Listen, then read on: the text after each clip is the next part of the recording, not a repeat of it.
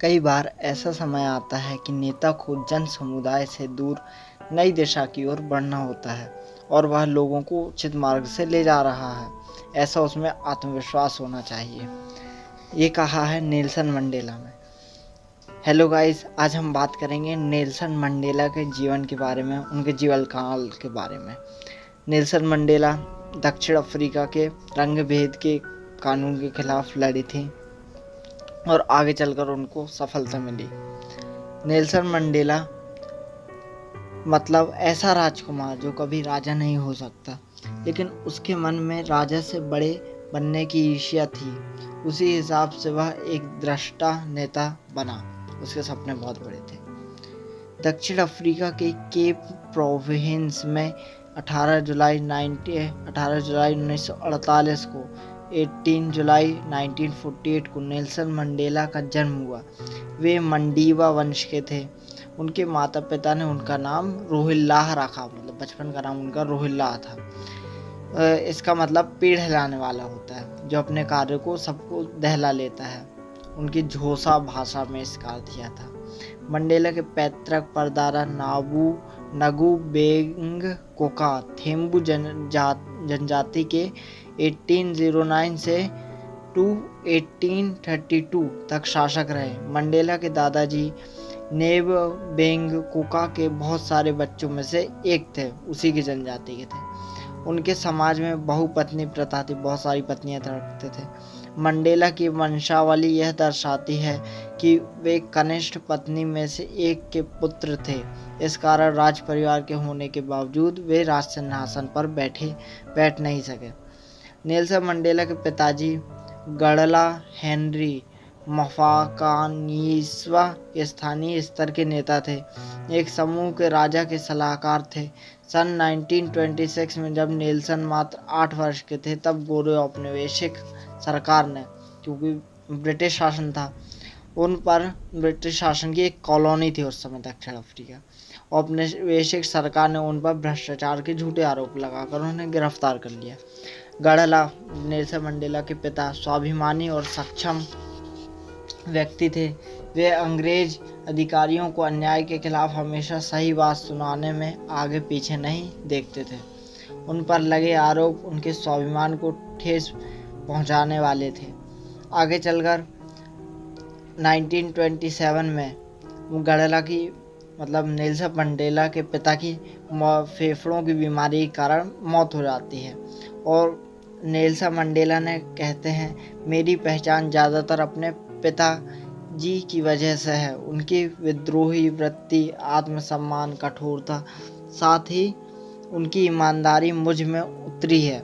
Great place में मिले हुए नेतृत्व के सबक देख लेते हैं। अब इनकी मृत्यु के पश्चात इनकी माता ने इनको जोंगिन ताबा डालियाम्बो तथा उनकी पत्नी ने नेल्सन की देखभाल की। ये उनकी जो माता थी, उन्होंने डालियन डाइबो उसकी पत्नी ने और के पास नेल्सन को छोड़ दिया था और ये थे रॉयल पैलेस के मालिक थे उस समय। 5 सालों तक नेल्सन अपने माता पिता से, मम्मी से नहीं मिल सका। पिताजी की मृत्यु हो गई थी। प्रमुख उनका, जिनके पास इन्होंने छोड़ा था इनकी माता ने, उनका बेटा जस्टिस तथा नेल्सन अच्छे दोस्त बन गए थे। प्रमुख जोंगिन तांबा का मानस पुत्र होने के कारण वहां होने वाली समूह बैठकों में जाने लगा, क्योंकि उनका बेटा था। तो उनका जो बेटा था वह समूह की बैठकों में जाता था, क्योंकि ये जनजाति की प्रमुख का केंद्र था, तो यहाँ बैठ के चलती थी। नेल्सन की पढ़ाई मेथडिस्ट मिशन स्कूल में हुई। उनका नाम नेल्सन रखा गया। स्कूल में उनका नाम नेल्सन है। बचपन का नाम रोहिल्लाह था। इन बैठकों से उन्होंने बहुत कुछ सीखा। धीरे धीरे वो भी बैठकों में शामिल होने लगे। बाद में इन बैठकों से नेल्सन ने एक बात सीखी कि सच्चा नेता एक जनसेवक होता है। स्वयं को विशेष समझने वाला व्यक्ति कभी भी बॉस नहीं हो सकता। नेल्सन के पिता कहा करते थे, नेता भेड़ पालने वाले चरखों के समान होता है। वह भेड़ों के झुंड के पीछे पीछे चलता है, कुछ चालाक भेड़ियों को आगे जाने देता है। बाकी भेड़ें उनके पीछे पीछे जाती थीं, लेकिन उन्हें यह पता नहीं होता कि उस सबसे पीछे चलने वाला छका उन्हें दिशा दिखा रहा है। ये एग्जाम्पल दिया था। नेल्सन ने अफ्रीका का इतिहास, इसके प्रमुख हीरो का गहन अध्ययन किया था। उनके शौर्य, राजनीतिक कुशलता को समझकर वह आश्चर्यचकित हो गया। जोंगिन तावा मुखिया चाहता था कि नेल्सन ने राजपरिवार के सलाहकार के रूप में काम करना चाहिए, जैसे उसके पिता करते थे, सलाहकार के रूप में कार्य। इसलिए उसे क्लर्कबर्गी बोर्डिंग स्कूल में दाखिला दिलाया गया। यह स्कूल पश्चिम विचारधारा की सोच वाले काले रंग वाले लोगों के स्थापित किया गया था। उस समय रंगभेद की नीति अपने चरम पर थी। जहाँ नेल्सन के बहुत से दोस्त बने, यहीं पर नेल्सन की बॉक्सिंग, रनिंग, गार्डनिंग में रुचि उत्पन्न हुई। उस स्कूल में पश्चिमात्य तथा ब्रिटिश विचारधारा बच्चों के मन में जबरदस्ती भरी जाती थी, क्योंकि ब्रिटिश शासन था उस समय। उन और कॉलोनी था, अफ्रीका भी उनकी एक कॉलोनी था।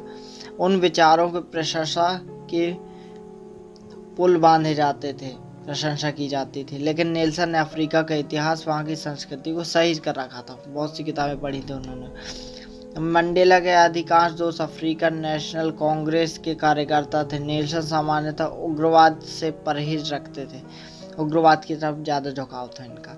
महाविद्यालय में अध्ययन जारी था, तभी दूसरा विश्व युद्ध शुरू हो गया, 1939 वाला। औपनिवेशिकवाद नेल्सन को मंजूर नहीं था, फिर भी उन्होंने ब्रिटेन को शब्दों के द्वारा अपना समर्थन दिया। यूनिवर्सिटी कैंपस में भूख हड़ताल करने के कारण उनसे उनकी डिग्री छीन ली गई, उनको डिग्री नहीं दी गई। फिर 1941 में जोहान्सबर्ग में पिता के पास, जो उनको पालक पिता थे, जिनके पास और जिनको उन्होंने पाला था, पिता के पास क्लर्क की नौकरी करने लगे। इस दौरान नेल्सन काले, अफ्रीकन, यूरोपियन, भारतीय, ज्यू जैसे भिन्न भिन्न मित्र लोगों के संपर्क में आए। वे सभी एक दूसरे के साथ सौहार्दपूर्ण माहौल में रहते थे। उनमें किसी प्रकार का भेदभाव नहीं था। आगे चलकर नेल्सन ने ईसाई धर्म के खिलाफ होने के कारण कम्युनिस्ट विचारधारा से दूरी बना ली, साम्यवादी दल से, क्योंकि कम्युनिस्ट विचारधारा नास्तिकता से प्रभावित थी। धीरे धीरे नेल्सन का झुकाव राजनीति की ओर होने लगा, राजनीति में जाने लगे। उसे उग्रवाद और क्रांतिकारी विचार आकर्षित करने लगे। बाद में नेल्सन ने विटर वाटर स्ट्रैड यूनिवर्सिटी से कानून की पढ़ाई की, लॉ की पढ़ाई करने लगे। वह अकेला काले रंग का छात्र था, जिससे रंगभेद नीति से सामना करना विचारों का समर्थक था, करना पड़ा।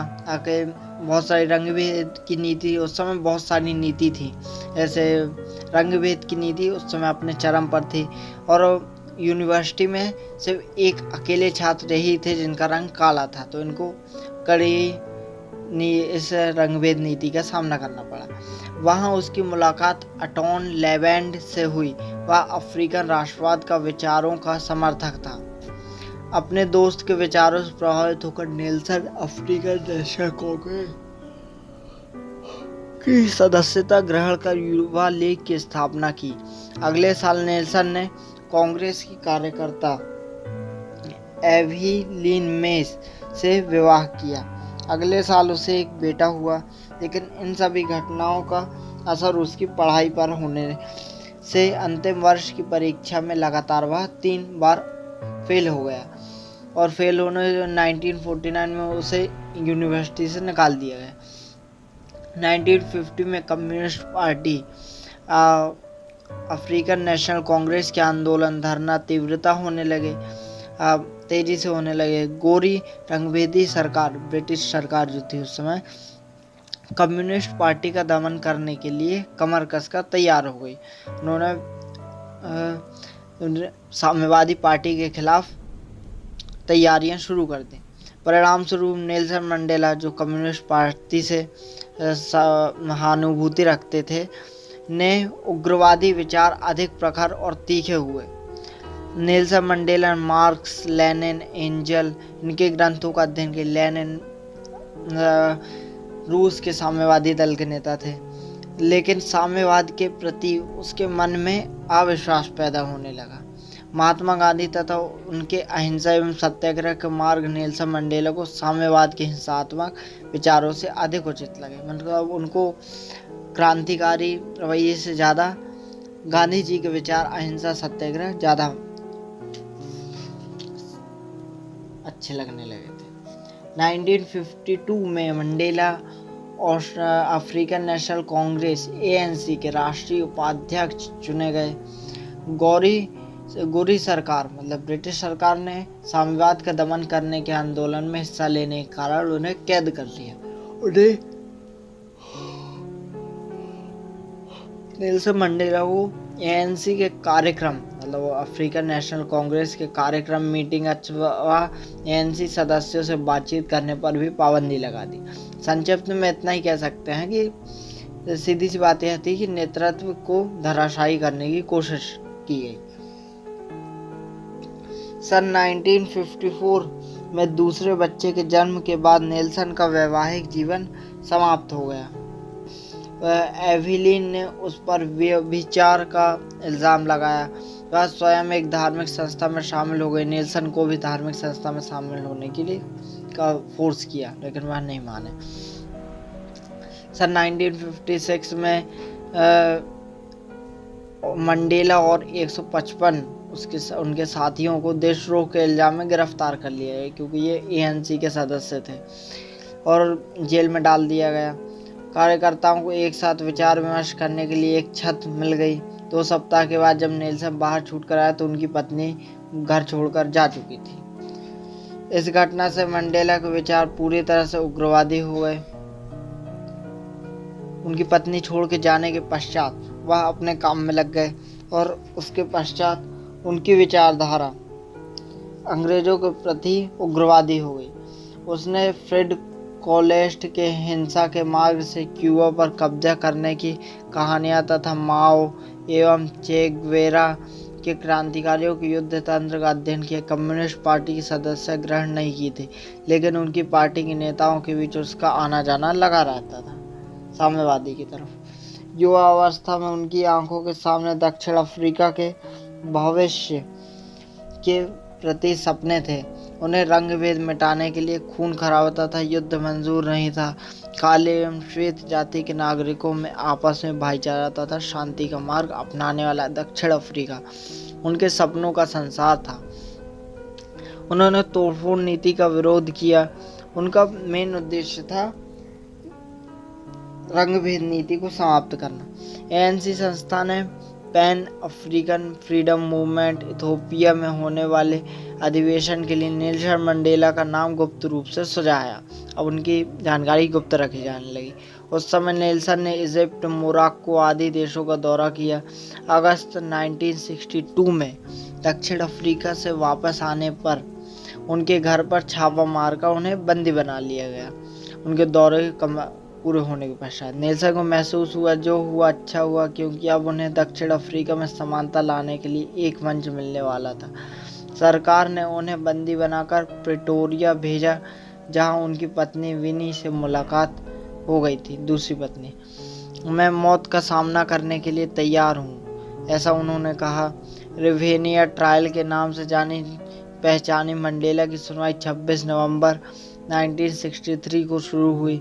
सुनवाई के समय मंडेला अपनी पारंपरिक वेशभूषा क्रॉस पहनकर पेश हुए। कम्युनिस्ट पार्टी से साठगांठ करके, विश्वासघात करके सत्ता पलटने का आरोप उन पर लगाया गया।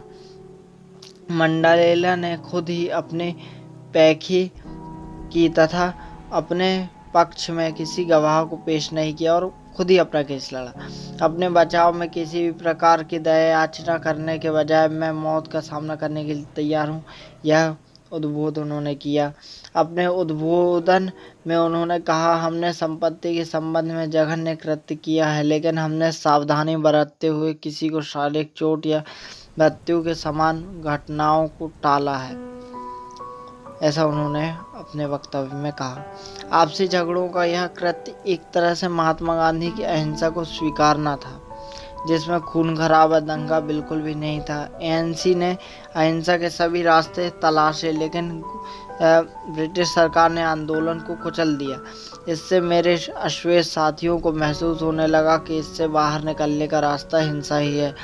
इससे सिद्ध होता है कि सरकार बल प्रयोग करके कानून की सहायता लेती है, तब विरोधी पक्ष को बल प्रयोग करने के लिए उकसाया जाता है। शांतिपूर्ण रास्ते पर चलने का कोई मतलब नहीं है, यह समझकर मैंने बलपूर्वक कार्यवाही शुरू की। जब मंडेला और एएनसी ने कम्युनिस्ट पार्टी से गठबंधन करने का आरोप लगाया मंडेला पर, तब उन्हें याद दिलाया गया कि द्वितीय महायुद्ध के समय ब्रिटेन तथा सोवियत यूनियन ने भी गठबंधन किया था। अफ्रीका, जब सेकेंड वर्ल्ड वॉर हुई थी, जब जर्मनी के खिलाफ ब्रिटेन, अमेरिका और रूस एक तरफ हो गए थे, और रूस में उस समय कम्युनिस्ट पार्टी चल रही थी। इतना कहकर अफ्रीका की कम्युनिस्ट पार्टी एकमात्र ऐसा संगठन था जो अश्वेत अफ्रीकन लोगों से समानता का व्यवहार कर रहे थे। सब रूस उन्हें इंसानों की तरह जीने के लिए प्रेरित कर रहे थे। इतना कहकर नेल्सन मंडेला ने न्यायाधीश की ओर लिखी तीखी नज़र से देखते हुए अफ्रीका के भविष्य के संबंध में विचार व्यक्त करने की शुरुआत की।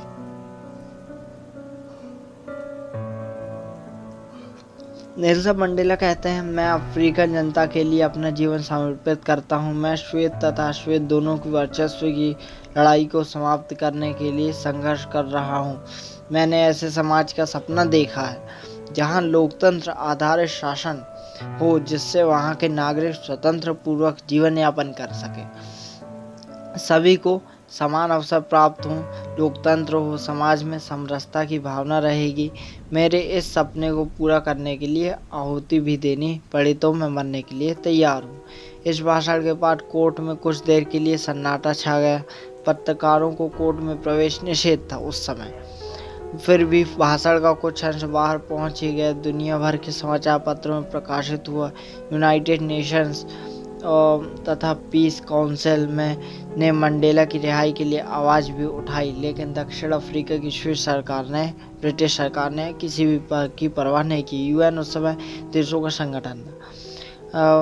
बहुत सालों बाद मंडेला ने कहा कि उस समय वास्तव में न्यायाधीश मृत्युदंड की सज़ा सुनाने वाले थे, लेकिन वैश्विक दबाव तथा मंडेला की मृत्युदंड की स्वीकृति देखकर उन्होंने आजीवन कारावास की सज़ा सुनाई। जेल में बीते साल के समय मंडेला को रॉबिन आइलैंड के दक्षिण अफ्रीका के एक खतरनाक जेल में भेजा गया, जहां 8 बाय 7 फुट के कमरे में 18 वर्षों तक एक चटाई पर सोए चूने की खदान में पत्थर फोड़ने का काम उन्हें दिया गया, जहां सफ़ेद पत्थर को फोड़ते समय निकलने वाले चमकीले प्रकाश के कारण उनकी आंखें हमेशा के लिए खराब हो गई। सन 1968 में उनकी मां का निधन हो गया। 1969 में उनके बड़े बेटे का दुर्घटना में निधन हो गया। दोनों ही समय अंतिम संस्कार के लिए उन्हें जेल से बाहर जाने की अनुमति नहीं दी गई। कोर्ट में उनकी सुनवाई पेशी के समय पूरे विश्व का ध्यान उनकी ओर रहता था।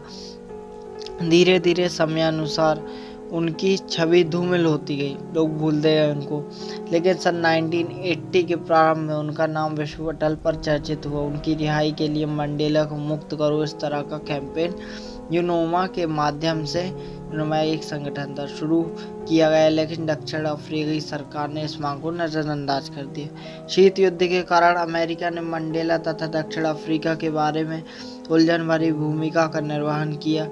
अध्यक्ष रोनाल्ड रेगन नस्लवाद के खिलाफ कड़ा संदेश देना चाहते थे।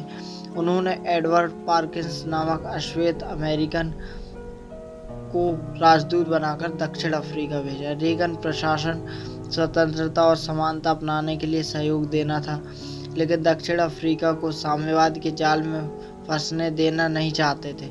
अमेरिका साम्यवादी विरोधी था। अफ्रीकन नेशनल कांग्रेस ने सोवियत संघ से पुरजोर समर्थन प्राप्त किया था, जिससे अब रेगन प्रशासन को मंडेला की रिहाई के लिए प्रयास करना संभव नहीं था। एडवर्ड पर्किंस नामक अखेत राजदूत के माध्यम से रेगन प्रशासन मंडेला की रिहाई की कोशिश जारी रखी।